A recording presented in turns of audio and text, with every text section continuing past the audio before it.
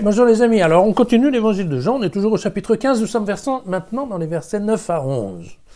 Attention, le vocabulaire est un peu spécifique chez Jean. Comme le Père m'a aimé, moi aussi je vous ai aimé. Demeurez dans mon amour. Si vous observez mes commandements, vous demeurez dans mon amour. Comme en observant les commandements de mon Père, je demeure, moi, dans son amour. Je vous ai dit cela pour que ma joie soit en vous et que votre joie soit parfaite. Voilà. Voilà, je vous ai dit, on va couper plus court, hein, comme ça on ne perd pas le nord, je dirais comme ça. Voilà. En fait, ce sont 3 versets de transition entre la parabole de la vigne et ce qui vient derrière, qui va être plutôt un message sur l'amour. D'accord ? Et donc, vous comprenez qu'ici, il y a quelques mots, et c'est vrai que Jean s'y prête assez bien, c'est-à-dire que souvent, quand on fait un peu d'exégèse des textes, on commence à compter les mots qui se répètent. Parce qu'effectivement, dans la technique littéraire qu'utilisent les évangélistes, c'est vrai que plus il y a de répétition d'un mot, plus on sait qu'effectivement, c'est là où il veut nous emmener dans notre réflexion. Donc un des mots importants, c'est demeurer, on le trouve un peu partout dans les évangiles. Demeurer, c'est cette idée, en fait, que c'est relativement facile d'avoir un contact avec Dieu quand Jésus est là, puisqu'il y a en effet l'incarnation nous permet d'avoir un contact direct, leur permettait d'avoir un contact direct, mais après se pose la question de Jésus s'en va. Mais Jésus s'en va, il faut absolument que Dieu demeure, que l'amour de Dieu demeure. Et donc c'est bien cette idée demeurer dans le sens, ok, il ne faut pas que Jésus, en fait, que le passage de Jésus soit seulement un phénomène éphémère et que du moment où il est reparti, eh bien la vie reprend comme avant. Non. Et donc, il y a bien cette notion que Jésus est là pour mettre un certain nombre de choses au point, ça je crois qu'il le fait bien concernant, entre autres, le culte juif, mais à partir de là, il faut que ça reste. Voilà. Il y a une notion de pérennisation de sa parole, et donc c'est bien ce que traduit le terme « demeurer ». Voilà.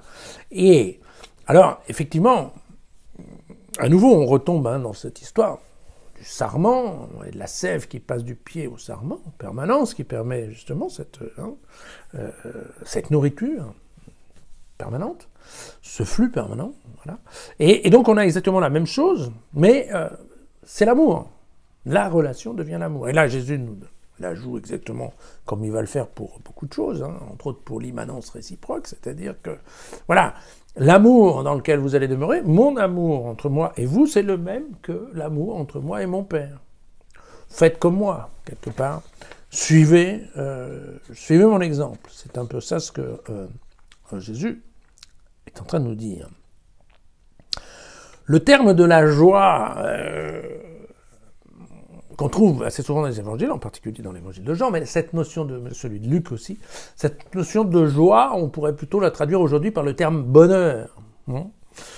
Mais c'est pas moi qui vais vous apprendre qu'effectivement, dans une relation d'amour, qu'une relation d'amour en général apporte du bonheur. Et donc, l'idée, encore une fois, qui est derrière Jean, c'est de dire, ok, pour l'instant, le bonheur est facile puisque Jésus est là. Quand Jésus s'en va, eh bien, il faut que le bonheur reste, que la joie reste, et on va voir que ça va être tout un travail de Jésus, en effet, de transformer bien la peine du départ de Jésus en un bonheur. Alors, on verra, c'est où le bonheur de voir arriver le Paraclète, l'Esprit Saint, mais c'est aussi le bonheur de savoir que Dieu retourne à son Père et que donc, quelque part, il y a quelqu'un qui jettera un œil bienveillant depuis là-haut.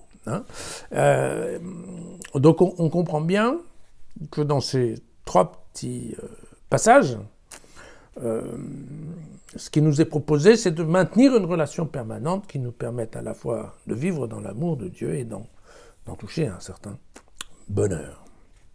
Voilà. Concernant le bonheur, c'est évident que là, on parle d'une joie qui est un bonheur véritable, un bonheur permanent, qui n'a pas la même superficialité, on va dire, le caractère éphémère, en fait, d'autres types de bonheur que peut nous proposer la société, comme on le sait, la consommation, le luxe, voilà, et autre chose, le pouvoir, la luxure et compagnie, quoi. Voilà, c'est ça. À demain.